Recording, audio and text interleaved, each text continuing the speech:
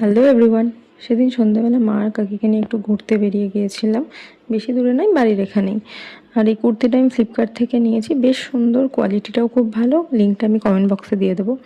আর এই মন্দিরটা বেলুর, কলকাতার যে বেলুরের যে রামকৃষ্ণ মঠটা রয়েছে ঠিক সেরকমই আদলে এখানে আমাদের এখানেও তৈরি হয়েছে, খুব ছোট করে, কিন্তু ভেতরটা আর বাইরেটা এতটা সুন্দর।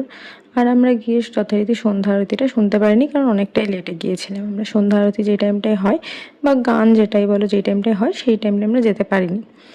আর ভেতরটা তো দেখতেই পাচ্ছ কতটা সুন্দর, শান্ত। আর বাইরেটাও খুব ছোটোর মধ্যে হলেও বেশ সুন্দর করে পরিষ্কার পরিচ্ছন্ন ছিল। সব থেকে আমার এখানে যেটা ভালো লেগেছে, এখানে না কুকুর বিড়াল এদের ঢুকতে কোনো বাধা দেওয়া হচ্ছে না। আর আমি এখানে পেছনে ব্যাক সাইডটায় চলে এসেছিলাম, যেখানে হয়তো ওরা এখনও বিল্ডিং করবে, কাজ যেহেতু শেষ হয়নি।